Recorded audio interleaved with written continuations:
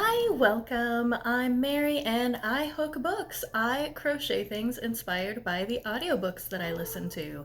And this is going to be another weekly reading vlog. I may have made a massive mistake and gotten flat back furniture, so we're gonna attempt to put that together, but I opened the box and all I could think is I have made a horrible mistake. But my babies are gonna help me. And it's finally fall, so we're getting into some creepy, spooky, mysterious reads. So let's go.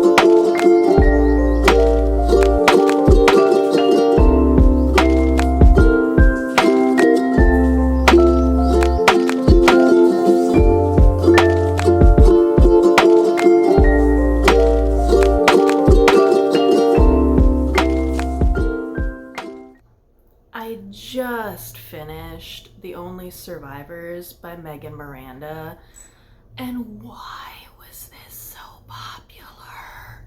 Why? I don't get it.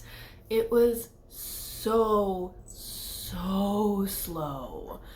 I did not care really about the characters. They weren't that distinct. Like, they each had like a job, and like one of them I guess was Chinese, and that was like all the character differentiation that we got.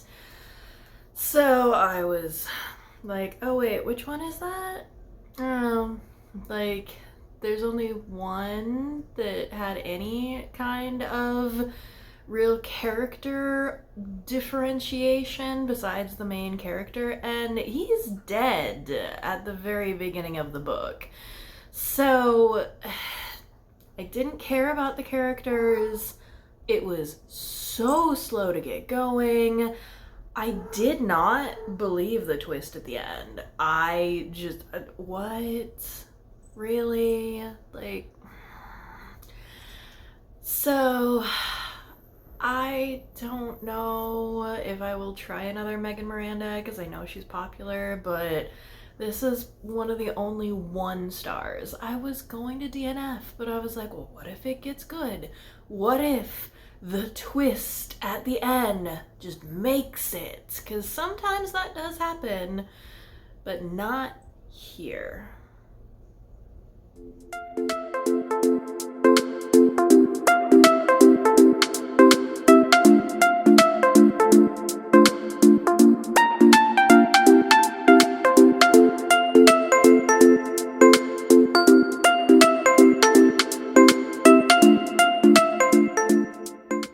The Locked Door by Freida McFadden isn't great, but it's a lot of fun.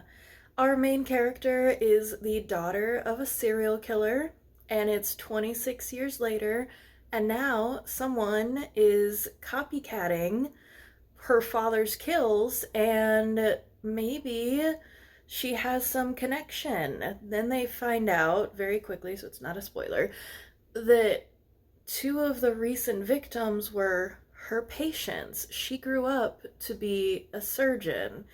So it is written in a very melodramatic, campy kind of way that, if you embrace it for that, is so much fun. Overall, not the best writing, but I really did enjoy it, and unlike a lot of books, I liked the ending. I thought the ending kind of saved it. So that was a refreshing little change.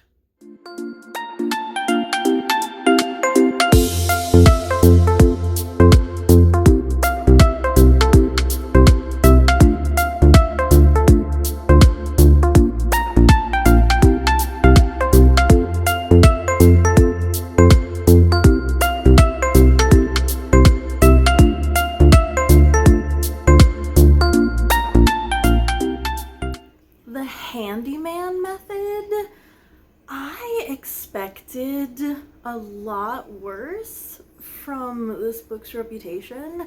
I know it was really polarizing, but like all the manosphere stuff that the guy says and does is because of the haunted demon house.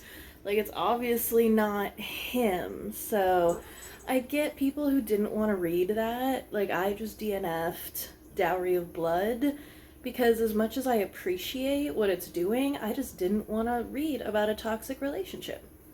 So I didn't know what to expect from the handyman method. A family moves into a new house and the man starts acting weird, and so does the son. And there's YouTube videos and like YouTube friends on the kid's tablet, and things just start getting creepy and weird. So I didn't think it was amazing. Nick Cutter also wrote The Troop, which I really liked, and The Deep, which I also really, really liked. This is the weakest I've read from him, but I thought it was still pretty good. So I don't know if I'm maybe probably gonna give this like a 4. Like I said, I thought it was a pretty good horror, and maybe I haven't read enough haunted house horror, or maybe people just are doing cool stuff with it, but I thought it was a neat take on a haunted house trip.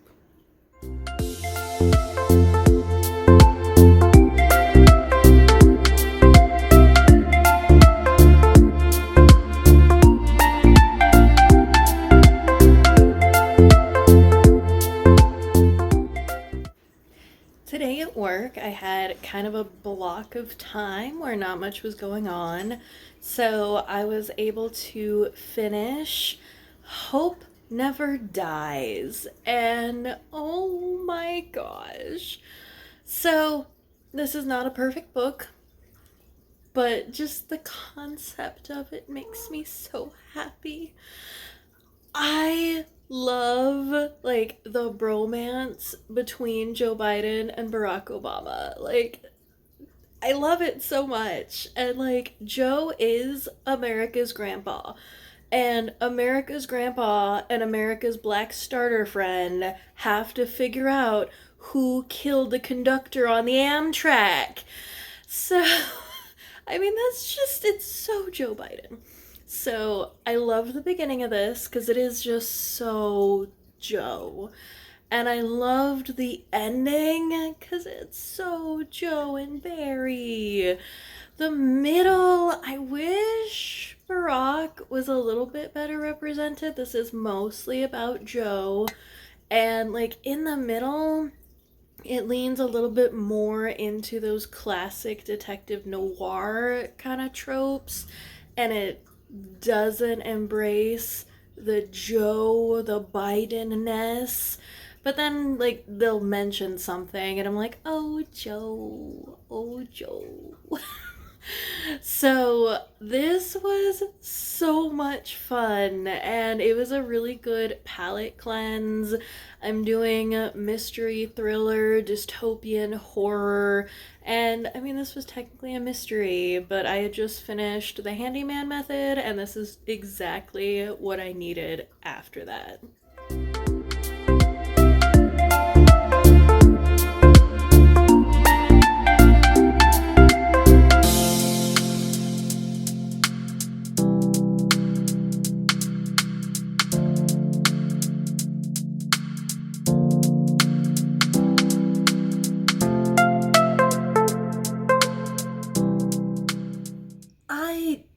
Feel bad, but also like since the plague years, I'm just work clothes, pajamas, sometimes sweatpants. So here's another pajama update.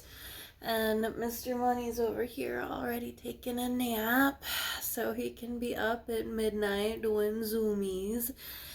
I finished Diavola, and I really want to mispronounce that, so I'm very proud of myself.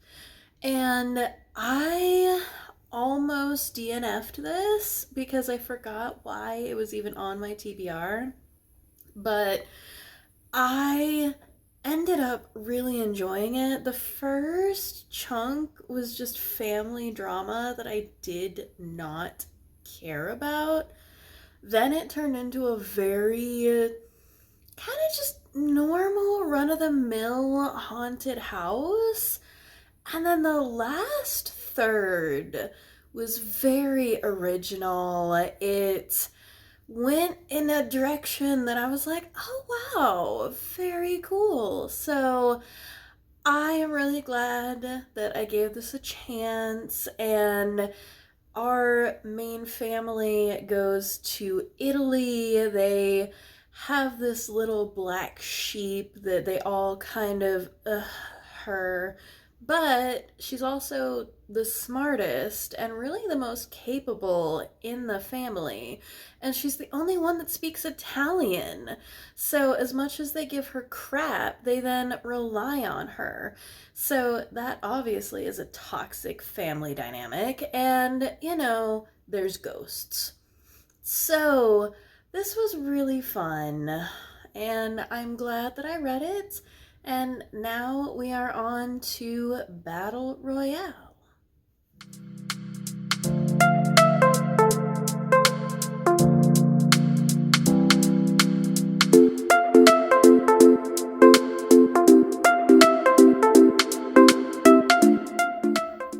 Battle Royale was a lot, and I was like, I don't know how I'm gonna keep track of 42 characters.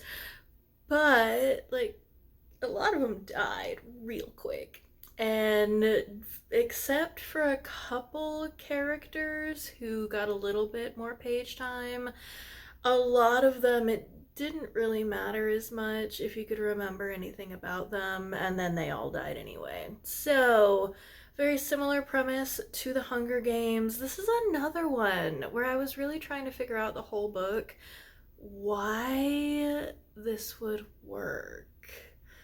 Like, why? But if I get past that and I just go, well, it's a dictatorship and it's a control thing, okay, cool.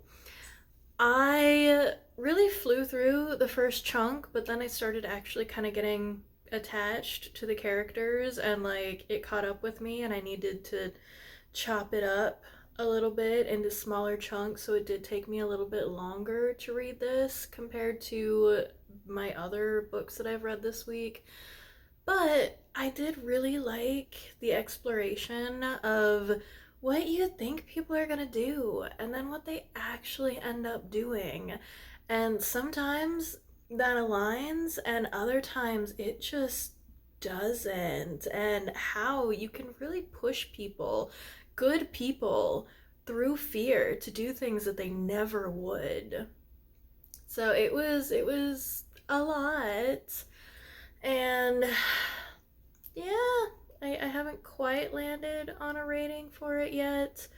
I'm thinking, because it's not like 4-star, but it's definitely more than 3, so somewhere in there.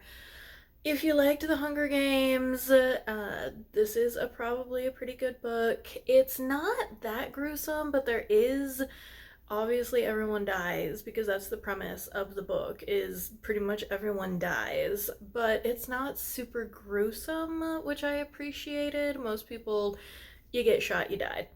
You get stabbed, you die. You fall off something, you die. So it's not really gory, which I appreciate. There is some questionable representation of victims of trafficking and assault, as well as the queer character. So that wasn't fantastic. But overall, pretty good. Glad that I read it. So that was my week in October reading spooky, mysterious thriller books. I had a really good time, and I hope that you had a good time following me.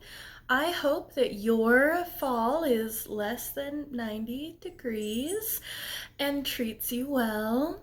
I hope you do something good for yourself, whether that is taking a bath, getting a massage, working out, eating a nutritious meal, taking a nap. Just do something that feeds your soul. And remember, no matter what, shoulders back, head up, and breathe. My precious.